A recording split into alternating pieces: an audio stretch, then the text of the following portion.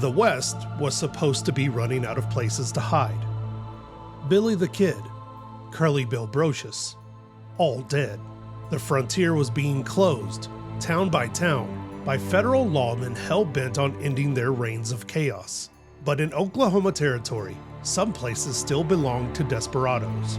On a September afternoon in 1893, a line of U.S. Marshals appeared on the horizon of a small town, ready to show a deadly gang that the old rules no longer applied. They came prepared for a fight. They had no idea it would turn into a battle.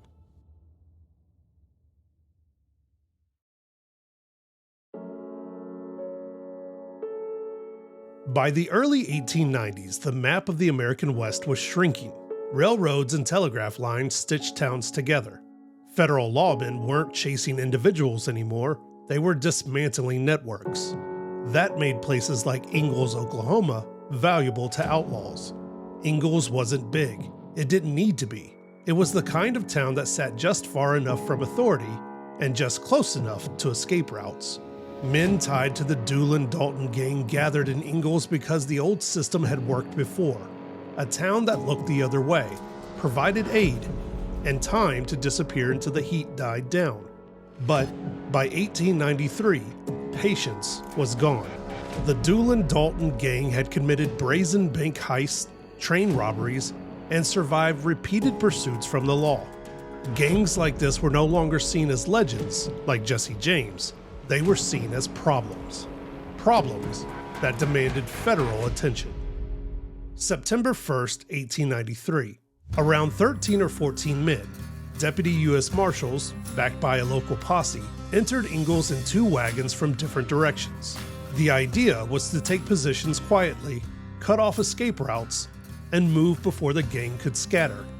They didn't get the time. As one wagon rolled down the street, a man began walking his horse towards them.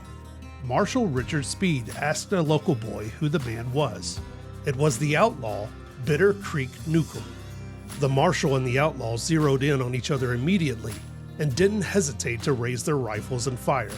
Speed's bullet disabled Bitter Creek's weapon and sent him fleeing on his horse, but it also did something worse. It announced the law's presence to the entire town. Whatever surprise the marshals thought they had was gone. All hell was about to break loose. The gunshot carried through Ingalls. In the attic of a hotel overlooking Ash Street, 23-year-old Arkansas Tom Jones heard it. He looked out the window and saw lawmen firing at Bitter Creek Newcomb in the street below. Without hesitation, he grabbed his rifle and opened fire. From above, he had a clear line of sight. Deputy Marshal Speed was the first man hit. Shot through the shoulder, he tried to reach the wagon for cover. Arkansas Tom fired again and killed him. Gunfire tore through the Ransom Saloon next door. Lawmen returned fire as the outlaws inside answered back. The town became a kill box of lead. Rifles and pistols emptied fast. Hundreds of rounds in a matter of minutes. From the attic, Arkansas Tom kept shooting. Deputy Marshal Thomas Houston took cover behind a woodpile. Arkansas Tom fired twice into his left side, mortally wounding him.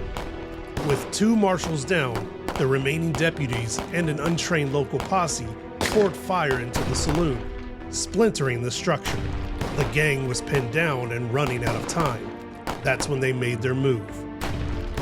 While Arkansas Tom kept the law's attention from above, Bill Doolin, the gang's leader, and the others slipped out through a side exit into the adjoining livery stable to reach their horses.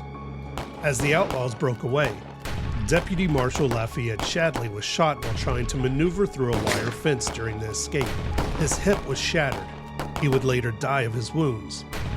The Doolin Dalton Gang scattered under fire and disappeared into the territory. Only Arkansas Tom remained behind, alone in the attic. For hours they exchanged fire with the young bandit. Jones refused to give himself up, and the marshal's patience finally ended. The marshals grabbed sticks of dynamite and hurled them onto the roof and into the hotel. The explosions tore through the attic and collapsed Tom's position. Wounded and bleeding, Arkansas Tom Jones surrendered.